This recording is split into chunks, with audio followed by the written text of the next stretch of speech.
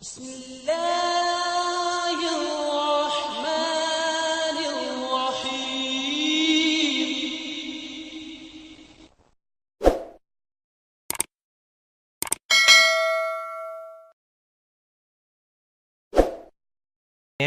اور اس کو دیکھ لیتے ہیں۔ دوسرا سوال آپ کا کیا تھا؟ تقریباً 99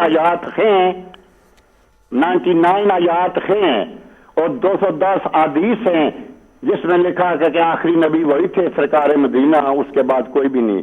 یہ میں ایسی کتاب سے پڑھ رہا ہوں جس پہ ہم دونوں کا اعتبار ہے، بھروسہ ہے، یقین ہے، بلیونگ ہے، یعنی قرآن مجید۔ ٹھیک ہے خان صاحب، ٹھیک ہے، آپ کا سوال مل گیا۔ آج ہم پھر اسی موضوع پہ رہتے ہیں۔ آپ کا جو دوسرا سوال ہے وہ پھر ہم کسی اور وقت دیکھ لیں گے کیونکہ کالرز کچھ اور بھی ہیں۔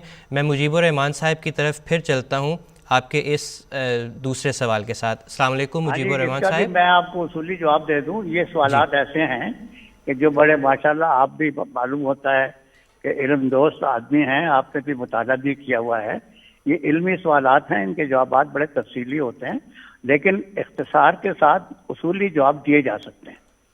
آپ نے یہ کہا کہ میں 99 آیات قرآن شریف کی ایسی دکھاتا ہوں جہاں پر کہ رسول کریم صلی اللہ علیہ وسلم کے خاتم النبیین ہونے کا مفہوم جو ہے وہ بیان ہوا ہے اور حضور کے بعد کسی نبی کا کوئی تصور نہیں ہے۔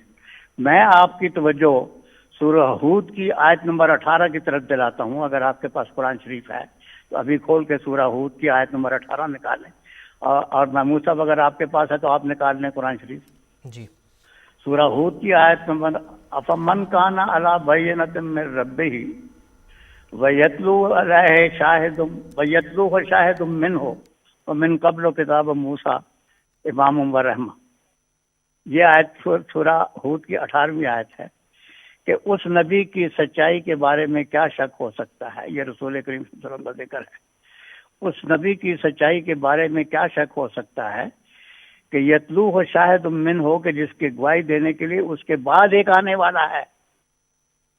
وہ من قبل کتاب موسیٰ، اور اس سے پہلے موسیٰ کی کتاب ہے، یعنی رسول کریم سے پہلے موسیٰ کی کتاب میں پیش گوئیاں ہیں، اور رسول کریم کے بعد شاہد من ہو، اس کی طرف سے، اللہ کی طرف سے ایک شاہد آنے والا ہے۔